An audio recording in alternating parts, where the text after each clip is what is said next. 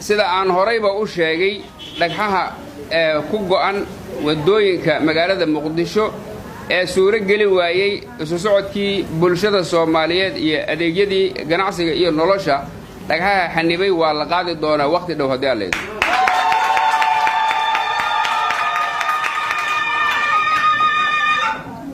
waxaad la socotiin arintaas suuro gelinteeda in loo xil saaray saraakiil khubaro ah oo aqoon gaar ah u leh amniga dalka gaar ahaan magaalada Muqdisho arintaas meel aad u wanaagsan ayay maraysaa dad badan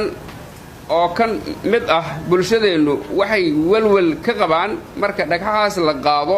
inay cadowgu ay ismeedaamintii iyo waxyaabihii ay sameynayeen ay isugu dayaan taas anigu shaki kama qabo waxaan aaminsanahay wiilasheenan iyo gabdhaheena isku duuban inay ka hortagi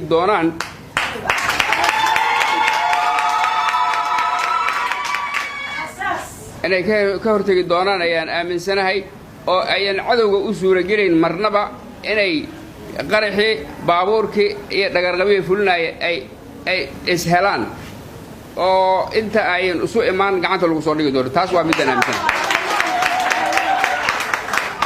waxa kale oo ognahay meelaha aan ka fogeyn magaalada Muqdisho in laga soo abaabulo qaraxyada loo soo diro halkan oo ah caasimadii dalka Soomaaliya caasimada oo carqaladaysan macnaheedu waxa waaye dalka oo carqaladaysan marka ma aqbali karno in kooxo argixisa ah oo caalami ah wiilal yar oo aragti fog aan lahayn iyo kuwa aan waxba baran inay noogu soo dhiibaan bambooyin iyo qaraxyo laguna laayo ubadkeena anaga arintaas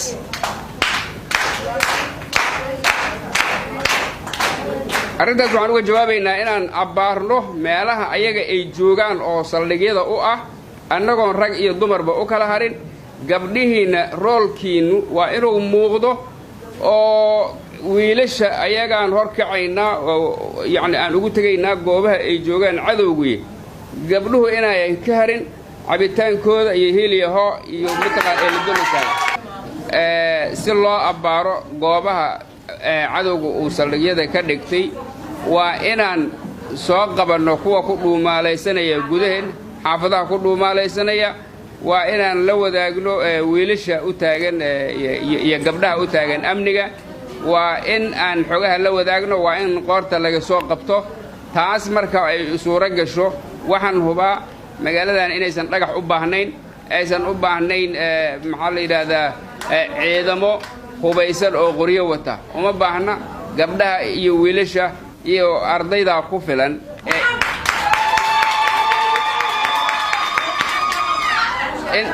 inteena kale haddii alla idmo inteena kale waxaan abbaari doonaa